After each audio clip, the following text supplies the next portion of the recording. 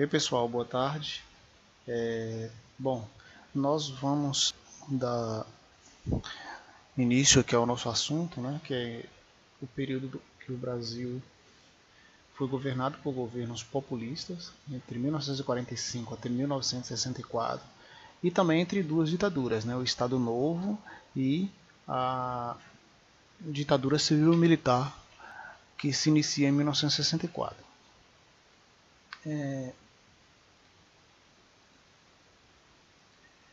Para compreender melhor esse período, é interessante a gente dar uma olhada no contexto, tanto o contexto internacional, o contexto mundial, que o mundo vivia naquele período, quanto a questão, o contexto interno, né, o contexto brasileiro.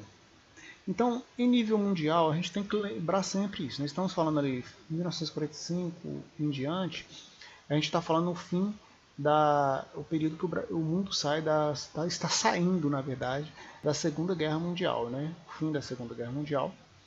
Com o fim da Segunda Guerra Mundial, na aula anterior até comentei isso, a gente vai ter o início da Guerra Fria, que Estados Unidos versus União Soviética, que são dois sistemas de mundos distintos que se aliaram durante a guerra para vencer o nazismo. Terminada a guerra, terminou o adversário, o inimigo em comum, e tem essas duas visões de mundos antagônicas, diferentes. E aí elas vão buscar estabelecer, né, o estabelecimento de áreas de influência, ou seja, os Estados Unidos querendo levar a influência capitalista ao maior número de países possíveis, quanto também a União Soviética querendo levar o modelo socialista ao maior número de países possível. E também, dentro desse contexto, havia o medo dos países capitalistas do avanço do comunismo, né? Que significaria o quê? Acabar com a propriedade privada, né, a liberdade de iniciativa e algumas liberdades individuais que são características do capitalismo. Dentro desse contexto internacional, a gente vai ter a situação brasileira, uma situação peculiar, né, bem particular do Brasil, que Getúlio Vargas, com o fim da Segunda Guerra Mundial, Getúlio Vargas é deposto do cargo de presidente, né? Ele, em 1945, aquilo que eu comentei na aula anterior, os soldados que lutaram lá na Europa contra os regimes ditatoriais voltam para o Brasil e começam uma pressão para que voltasse o Brasil à democracia, né? O Brasil vivia ainda o Estado Novo. E aí, o Vargas, pressionado, ele convoca eleições para o final de 1945, dezembro de 1945, mas ao mesmo tempo começa um movimento das bases que apoiavam o Getúlio Vargas, que ficou conhecido como um movimento querentista, né, que seria um movimento que queria a permanência de Vargas no poder, ou seja, que ele se candidatasse para se ganhar, continuar governando. Lembrando que ele já governava o Brasil há 15 anos seguidos. E aí começou um medo por parte tanto dos militares quanto dos oposicionistas que Vargas daria um novo golpe, né, e faria o que ele tinha feito em 1937, com a instauração do Estado Novo. E aí ele acabou sendo afastado do governo, obrigado a renunciar. E o presidente do Supremo Tribunal Federal, José Linhares, assumiu a presidência do país até as novas eleições. Vargas renunciou em outubro, as eleições foram em dezembro. Vargas apoiou o candidato, o general Eurico Gaspar Dutra, que foi eleito com o apoio de Vargas para ser o novo presidente do Brasil. Nessa mesma eleição presidencial, os brasileiros escolheram também a Assembleia Nacional Constituinte, que foi para elaborar a nova Constituição, né, que é a Constituição de 1946. É um período marcado pelo crescimento econômico, né? O Brasil está ali numa rápida expansão econômica de industrialização, vinha ali do governo do Estado Novo, do governo de Vargas. Nós vimos lá que o Brasil tinha conseguido empréstimos internacionais, né? Então há um acúmulo de capital cada vez maior, por parte dos empresários, e por outro lado os trabalhadores também cada vez mais cientes dos seus direitos e exigindo maiores direitos em relação aos seus patrões. Então esse é o contexto que a gente tem que, tudo que a gente for falar, a gente tem que ter o pano de fundo desse período são essas características, né? Guerra Fria, no âmbito internacional, a luta entre capitalismo versus comunismo, e no Brasil essa transição de um governo ditatorial para um governo democrático, né? Aí nós vamos detalhar mais sobre a Constituição um pouquinho mais para frente. E aí também tem outros conceitos que é importante a gente estar atento também para falar desse período. O conceito de democracia e de populismo. Democracia, vamos lá. Nenhum governo democrático tem que ter o que para ser um governo democrático? A participação do povo por meio de voto secreto e universal. Então só é considerado um governo democrático se houver a participação do povo na escolha de seus representantes através do voto secreto e universal, ou seja, todas as pessoas participando. Existem vários partidos políticos disputando as eleições, né? Também é uma outra característica de democracia, a pluralidade de ideias. E essas ideias são refletidas, ou pelo menos deveriam ser refletidas através dos partidos políticos. Então, vamos lá, para ser um governo democrático tem que ter participação do povo, vários partidos na disputa das eleições e a autonomia dos poderes. O poder executivo, legislativo e judiciário tem que ser independentes, autônomos, cada um cumprindo a sua função. Esse termo também se refere à liberdade de pensamento e de expressão, ao acesso dos cidadãos à educação, à saúde, ao trabalho e à justiça. Isso aqui tudo que faz um todo do que podemos chamar de democracia. Se o governo ele começa a impedir a livre manifestação do pensamento e das pessoas expressarem as suas ideias, também não é uma democracia. Então, são as características de uma democracia. Junto com falando sobre democracia, a gente tem que falar também de populismo, que às vezes alguns governantes eles adotam esse modelo de governo, que é uma forma de governar em que o chefe de Estado se dirige diretamente ao povo de forma carismática e utiliza vários recursos para obter apoio popular. Ou seja, para se manter no poder, para ter apoio popular, às vezes o líder político ele quer criar um canal de comunicação direto com o povo, dizendo que ele resolve os problemas do povo e que ele vai utilizar vários recursos do Estado para satisfazer principalmente alguns grupos que dão apoio a ele. Então isso é o que a gente chama de populismo. Atualmente mesmo a gente tem um governo bem populista que tenta de todo modo manter ali um grupo ligado a ele, e isso garante a ele uma certa popularidade, ali por volta de 30% do eleitorado no Brasil. E aí, nesse período, quando a gente trata do período todo, a gente vai ter os governos populistas no Brasil, que se estende de 1945 até 1964. Esse período é marcado pelo governo dos presidentes Eurico Gaspar Dutra, que sucede Getúlio Vargas, após Vargas ter renunciado em 1945. Ele se candidata com o apoio de Vargas, há um certo distanciamento, e Getúlio Vargas, quando acaba o mandato do Eurico Gaspar Dutra, Getúlio Vargas se candidata novamente e é eleito. Aí vai ter o governo Getúlio Vargas, que não termina, nós vamos ver que Getúlio Vargas acaba morrendo, e quem assume o vice dele, que é o Café Filho. Depois vai ter o outro mandato, que é o de Juscelino Kubitschek, que é o cara que constrói a capital federal, cidade de Brasília. Nós vamos ver isso mais para frente. Depois de Juscelino Kubitschek, vamos ter Jânio Quadros, que governa o Brasil por pouco tempo e renuncia. E logo depois o vice dele, João Goulart, que assume o governo, mas é deposto pelos militares, iniciando a ditadura militar. É bom a gente ter também essa cronologia na nossa cabeça. Eurico Gaspar Dutra, retorno de Getúlio Vargas, suicídio de Vargas com o Café Filho assume o poder, o governo de Juscelino Kubitschek, o governo de Jânio Quadros, um curto governo, e o governo de Jango, ou João Goulart. Vamos ver muito falar de Jango. Jango é o mesmo João Goulart. Esses governos eles tiveram um caráter populista, justamente pela imagem carismática que todos esses líderes buscavam construir junto a alguns segmentos da sociedade. E aí, com a deposição do Estado Novo de Vargas, o Brasil respirava os ares da democracia. Surgiram partidos políticos, né, vários partidos políticos, como eu disse, né, para ser democrático o país tinha que ter vários partidos políticos, e era o contrário do que existia no Estado Novo, né, a ausência de diversidade de pensamento.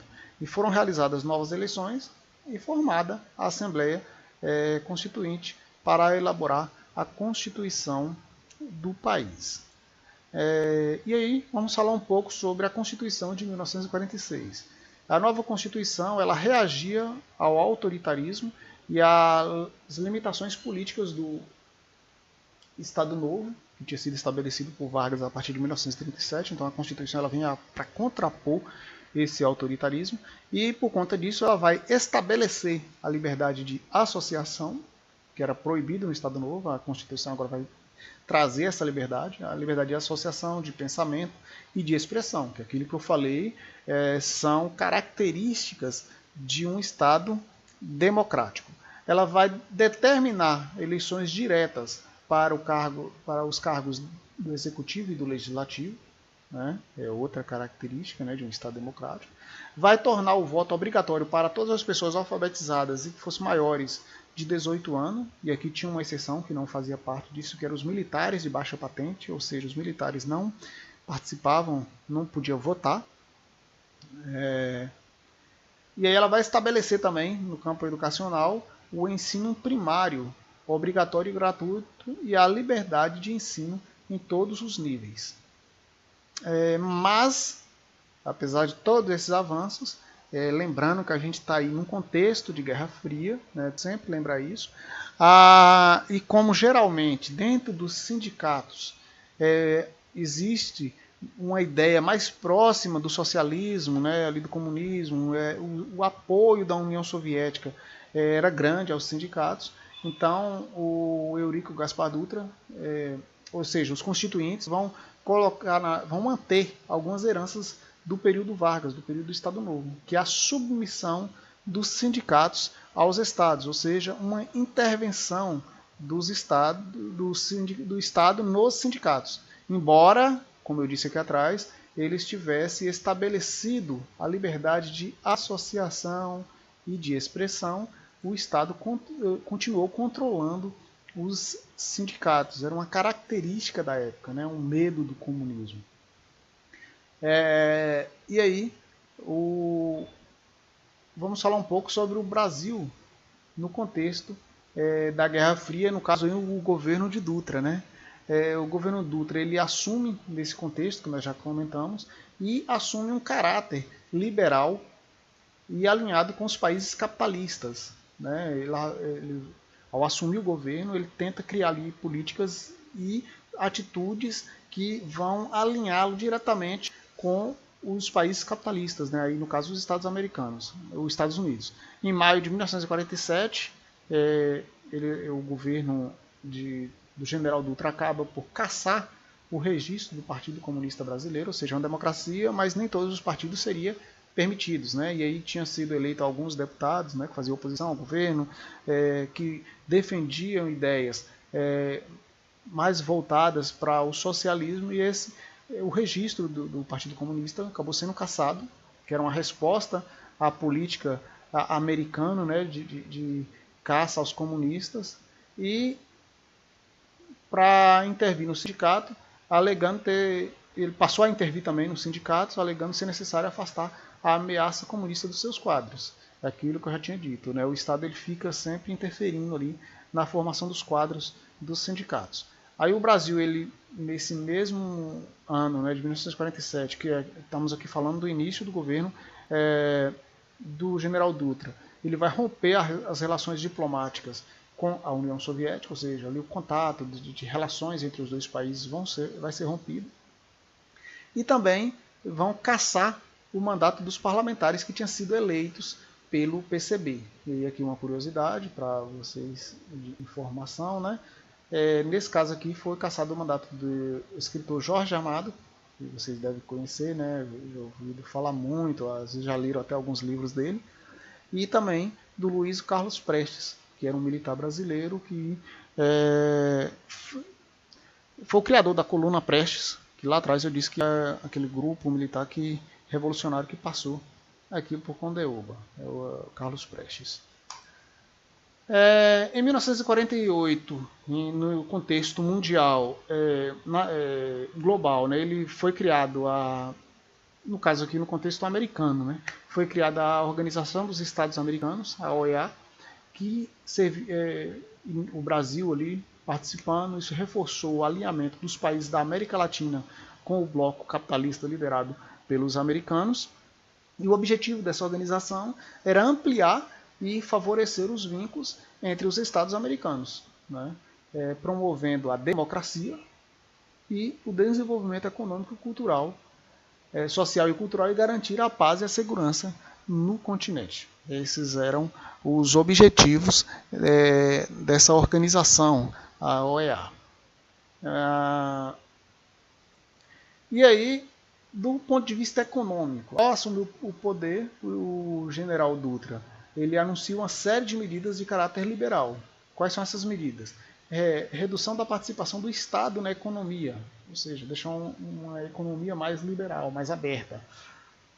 E vai reduzir as tarifas alfandegárias, ou seja, reduzir impostos de produtos que vinham de outros países. O problema é que, ao fazer isso, ele vai prejudicar, começar a prejudicar os produtos nacionais que são produzidos no Brasil, que, no caso, a indústria brasileira ainda era uma indústria nascente, ainda que estava nascendo, e como as indústrias lá fora eram já consolidadas, elas produziam num preço mais baixo e chegavam os produtos aqui mais baratos.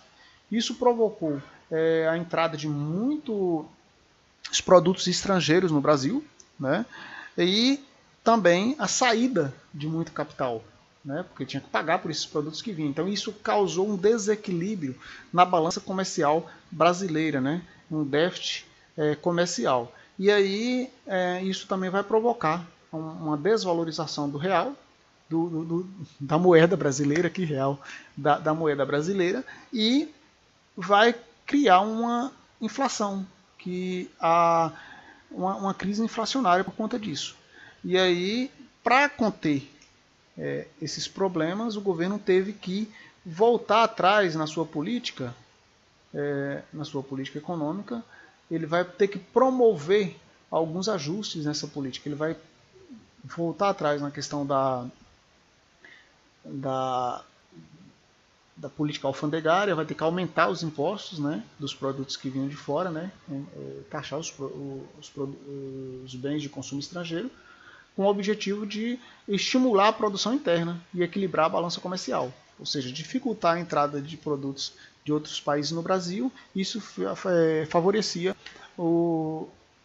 a produção de produtos internamente. E aí, o crescimento industrial ele era uma preocupação central do governo Dutra, e para isso ele facilita não a entrada de produtos de fora, mas a entrada de máquinas.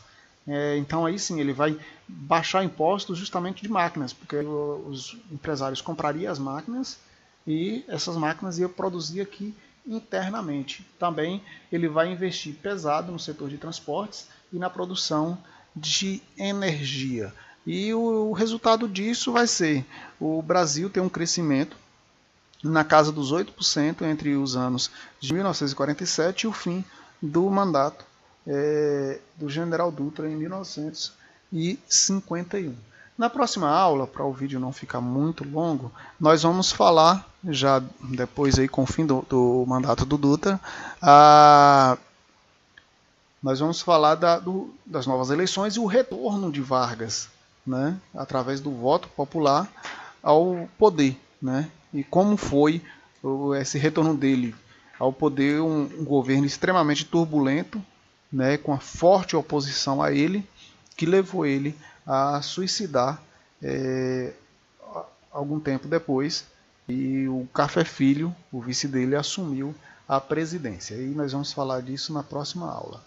Até lá, segunda-feira.